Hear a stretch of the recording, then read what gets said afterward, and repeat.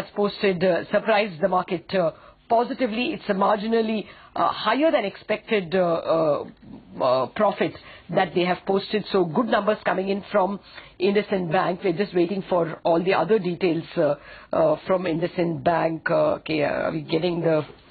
Or at the moment, we only have... waiting for the other numbers. I don't have them immediately on my screen as yet. But yeah, as you're mentioning, it's a clear beat on the profit. We were expecting... Okay, gross NPLs coming in at 0.79%. Gross NPLs at 0.79 is actually a reduction. The last number we got was 0.81 from them. So that's an even bigger positive. And with each passing number, the share, as you can see, is spiking. So good numbers from Indusind Bank, whether you're looking at profit or whether you're looking at quality of assets.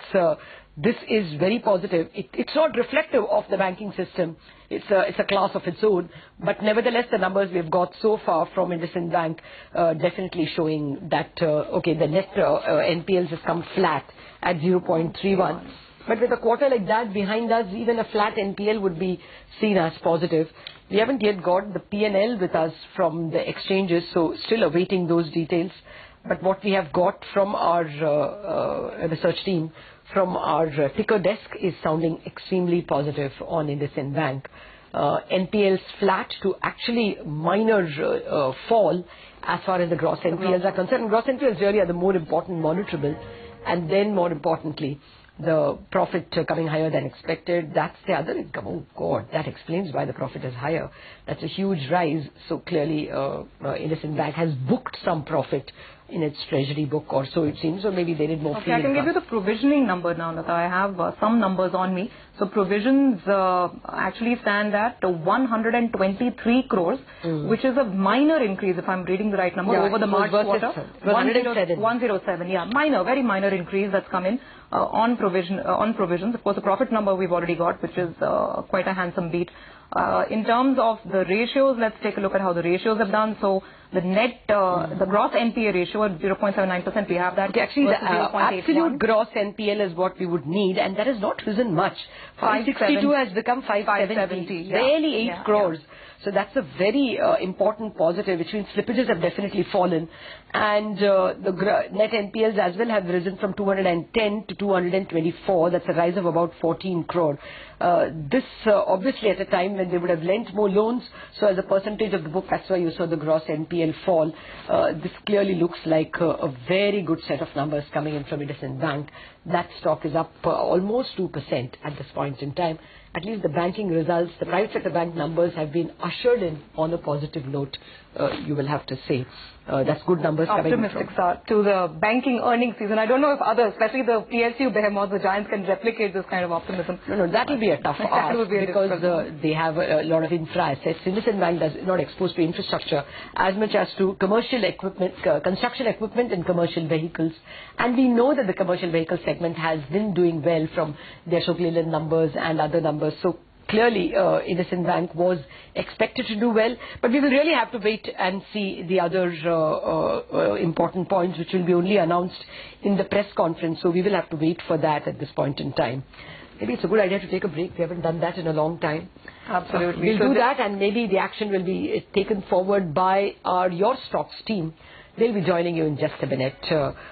We wind up on this extended business lunch segment with the news that a deal has been reached on Greece staying on in Europe, and the private sector bank numbers have been ushered in on a positive note by Indusind, beating slightly, oh so slightly, the profit estimates for the first quarter.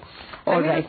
We are getting the NII number. All right. Okay. That's 980 is what we've got. I think we've also got Hemendra for a quick comment on what we've seen from Indusind today. So Hemendra, what's your reading? Marginal increase in provisions sequentially, but the gross NPA number seems to be well contained. What's your take? Now, my take is as per the analyst expectations, and the results, I think, are a good set of numbers given the macroeconomic environment as well as, what we're expecting from other banks.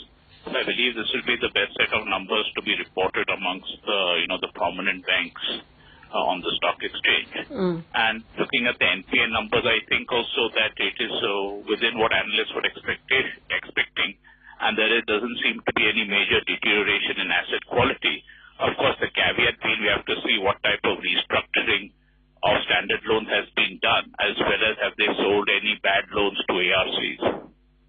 No, actually this quarter they bought the gems business from the diamond and jewelry financing business from Royal Bank of Scotland. That will perhaps show in some fashion in the P&L. As well, they did a QIP, so they have a little more money. Will that mean that you will see an improvement in margins? Yeah, typically when a bank does, a QIP of a significant size, you see a slight expansion in the margin thereafter because they get these funds without any interest costs. And therefore, normally you see, a stronger growth in both NII as well as a marginal increase in the net interest margin. What's your take on any price target you may have for the bank or a buy-sell rating? I think by and large, I can say that, the positive stance on Indusind Bank continues because of these numbers, I think, reaffirm the faith that analysts had because they're able to meet the expectations. And therefore, it appears that so far, things are going well for this bank. Hemendra, in terms of credit growth, what kind of number were you expecting? We'll, of course, get the specifics once the management speaks, but what sort of credit offtake had you penciled in for the first quarter and overall for the year? We were looking at quarterly year-on-year growth of about 24%, which is quite good given that the industry was growing credit by about 10%. So that's what we were looking for. And we're looking for around, 24 to 25% for the full year as well. So we have to see what credit growth numbers they report and in which segments they have grown the credit. Hemendra, just quickly, the kind of stability that we've seen on Indusind, and of course it's a different class altogether, it's a different bank altogether. But, from the top of your head, which are the other private sector banks which perhaps would come out with numbers which are as comforting as what we've seen from Indusind today? I think the only other bank I can think of would be HDFC Bank, and there we are expecting, net profit growth of about 20%. So that's what we have to wait and see. From Axis, Yes Bank also we are expecting growth in numbers, but according to me, they are exposed to the corporate sector and to infrastructure projects as well. So their asset quality would remain a concern. All right, Hamida, we'll leave it at that. Thank you very much for joining us. So good set of numbers coming in from Indusind. On a year-on-year terms, actually the gross NPL is down from 654 crores to 570 crores. Quarter-on-quarter, it's 8 crores higher. That's as good as nothing. So we have to say that this is a great set of numbers that have come in from Indusind Bank under trying circumstances. You must expect an improvement in their margin from previous quarter because they had equity money with them, QIP money. So 3.7 was what they posted, 3.68 to be precise. You must expect possibly a stronger number on that score as well. Higher other income has as well. Treasury income has certainly helped in the same. Well, with that, we'll wind up this extended business lunch edition.